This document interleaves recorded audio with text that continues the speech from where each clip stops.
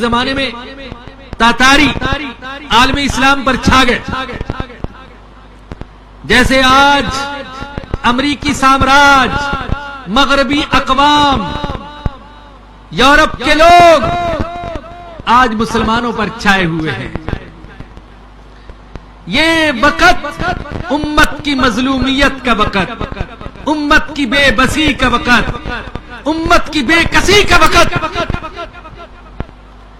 مجھے وہ واقعہ یاد آتا ہے، حضرت مولانا مناظر حسن گیلانی نور اللہ مرقدہ اپنے سفر نامے میں انہوں نے لکھا ہے، میں حج کے لیے گیا،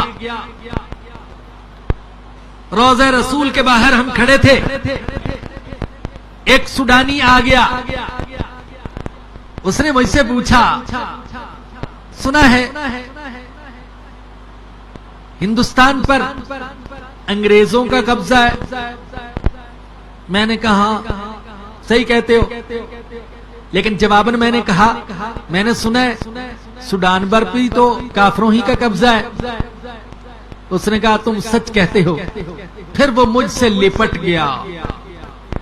لپٹ گیا، تڑپنے لگا، رونے لگا، روضہ رسول کی طرف اشارہ کر کے کہنے لگا، یا رسول اللہ، آپ کی ساری امت اس وقت کفار کے نرغے میں۔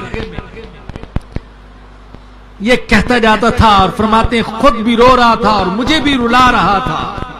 آج بھی وہی وقت پوری امت کفار کے نرغے میں،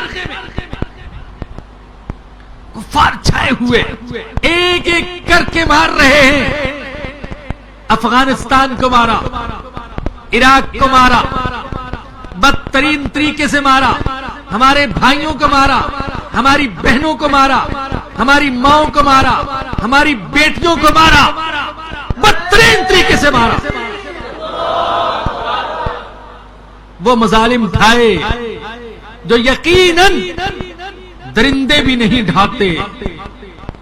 ہاں، کلمہ پڑھنے والے سینوں پر کفار چڑھ کے بیٹھے، کلمہ پڑھنے والے مسلمانوں پر کتے چھوڑے گئے، ان کے جسم پر گندگی لگائی گئی، کلمہ پڑھنے والی زبانوں کو کتوں کی طرح بھونکنے پر مجبور کیا گیا، بدکاری کی گئی۔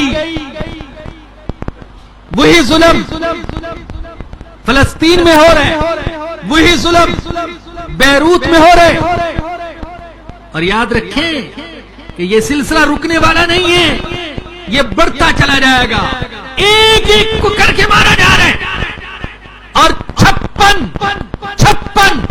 شہزادے، 56 مہاراجے، 56 صدر، 56 وزیر اعظم، 56 امریکہ کے چمچے اور امریکہ کے ٹوڈی، وہ خاموش بیٹھے، کوئی ایکشن لینے والا نہیں ہے، ایک ایک کر کے تڑپایا جا رہا ہے، مارا جا رہا ہے۔